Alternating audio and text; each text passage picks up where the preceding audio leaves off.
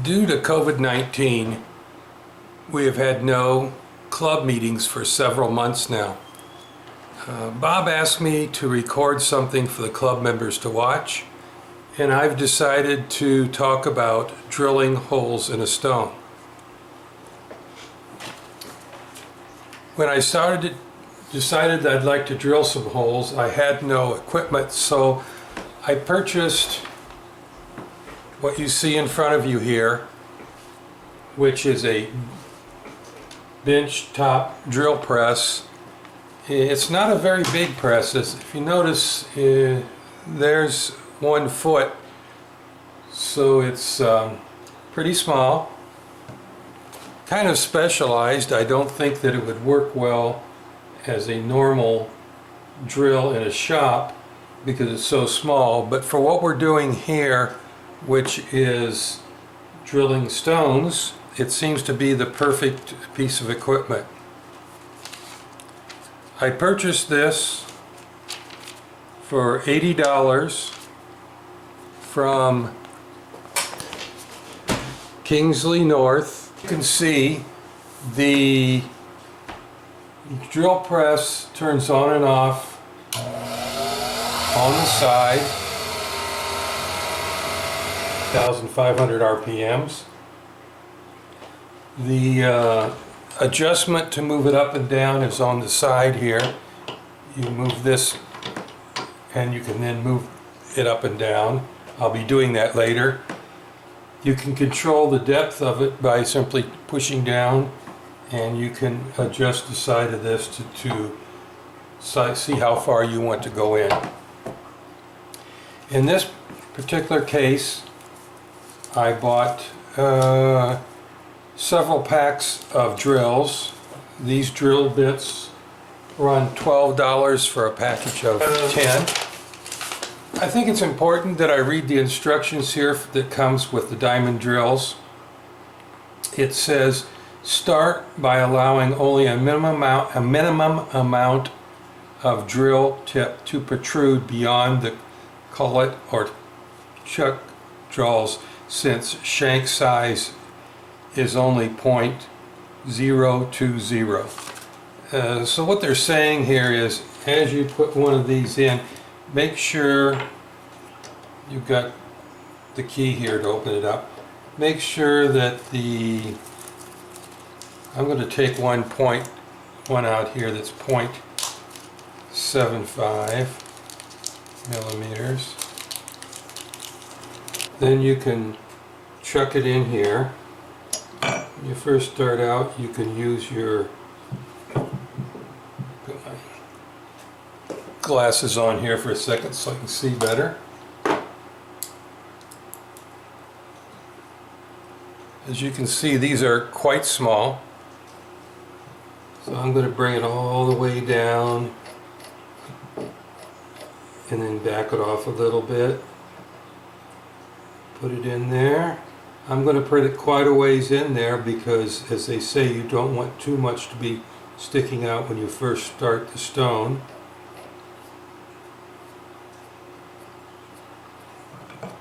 And then you chuck it down, and then you turn it on to make sure that it runs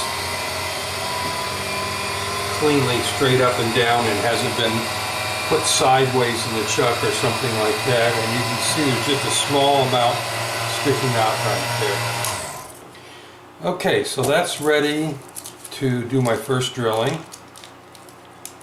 Now the reason you have to put it in so far, and only leave a little bit out, is because you're drilling in this case, I'm going to be drilling into a Rio Grande agate that I have tumbled, as you can see here.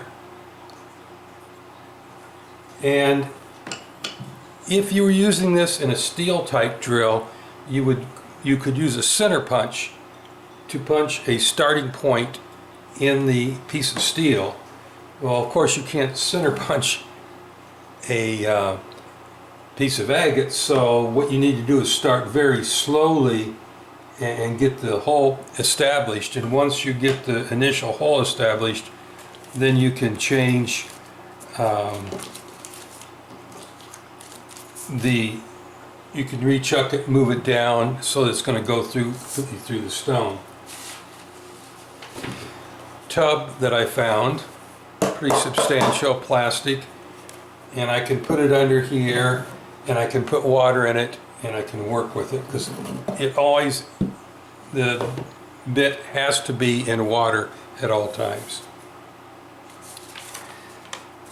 So I developed this sort of a drilling table. I had some plastic that I had picked up, sheet plastic that's pretty thick. This is 1/2 inch thick, that I had picked up at a flea market. And as you see, I've made it into 3 layers. This is the base layer on the bottom, then some layers on the side.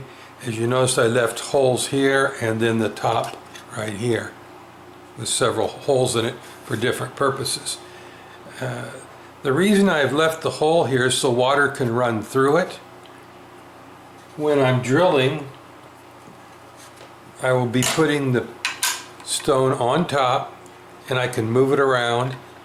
In this case, I'll drill through, and as soon as I get through, I'll drill into a hole. The reason you want to do that is because you don't want to start drilling a bunch of drill holes all over this. It wouldn't last very long if you did that. On this side, up on the top here, I've drilled several different hole sizes, and then I countersink each hole. And the purpose of that is so if I have a round bead or something, I can set it in there and drill through into the bead, drill a hole in the bead. There's got to be some way of keeping it moving all over the table. The larger pieces, of course, like this are no problem. You can hold them with your hand. I did put some screws here to hold the whole thing together. I countersunk the holes so that it's a nice smooth surface. I don't have any obstructions when I'm moving over the top. The weight of this is almost the same as the water displacement, so as I put it in water, it will float slightly, but any pressure at all puts it down to the bottom. So now I'm going to go ahead and set up so that I can start drilling the stone. So now to finish going over the important parts of diamond drills, we've already talked about only having a small amount protrude, and then I will start by establishing a hole. Here it says to run at 10,000 RPMs. As I've already stated, this will only run it at a maximum of 8,500 RPMs, but it seems to work fine. So, and that's what the catalog said to buy, so I think it's fine. You will need to submerge this in water, so I'm going to first of all put this over here and check and see where my drill is going to drop, but for right now it's fine. It'll drop really nice on top of my stone. I'm going just enough water covering it. You don't want too much because it'll splash all over, but we'll check and see how that goes. So we're submerging in water. Use a drill press, which I'm doing here. I looked up some other YouTubes where they were using hand drills and things like that, and it's not too good. Things move around a lot. When you're doing it, it says to use a quick up and down motion, as I'm doing right here. I think that's more important once you've established the hole and start drilling, because it allows the material you're drilling to clear out and keep the tip of the drill nice and cool. Says here, always recognize that the drill tip must always have coolant, which is the water. A combination of excess speed, pressure, and dwell without lifting the drill will deprive the drill of water, and the tip may overheat. I'm going to start my drill press. I've got it set up here. And I'm going to start very slowly, as I've said before, because I want to, it's kind of hard to get the first initial part to go in there. So let me get a little started up. And as you can see here, I don't know if you can see it from there, I am over a hole to start with. So let's see how it goes. Although I really don't need to be at this point because I'm not drilling all the way through. So I pick my spot and start to drill.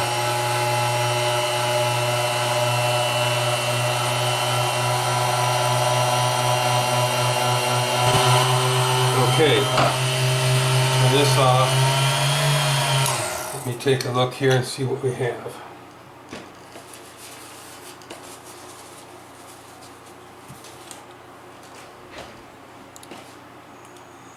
So what you have here, right above my finger, is a little tiny hole that's already started. Okay, so I've got a nice start to my stone. What I need to do now is come back and loosen the chuck a little bit. There, I moved it down now. So now I have plenty of drill bit here that's going to go clear through my stone. I need to move over so that I make sure that I'm over the hole. There we go. And I'm going to bring it down a little bit there. Hopefully you'll be able to kind of watch me better that way as I start to drill my hole.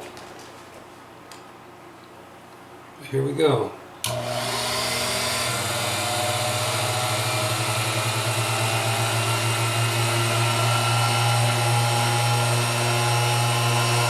Okay, so I go up and down, up, down, up, down.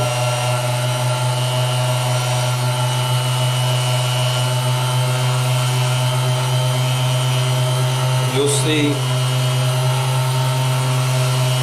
that it sends off a little bit of a white swirl. That lets me know that I am drilling. A little bit of pressure, just keep coming up and down. Up, down, up.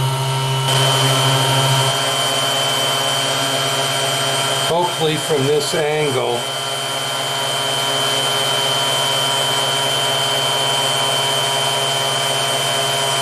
you will be able to see the little bit of white swirl that comes out as you go. Also, I'm going up and down, trying to not put too much pressure on.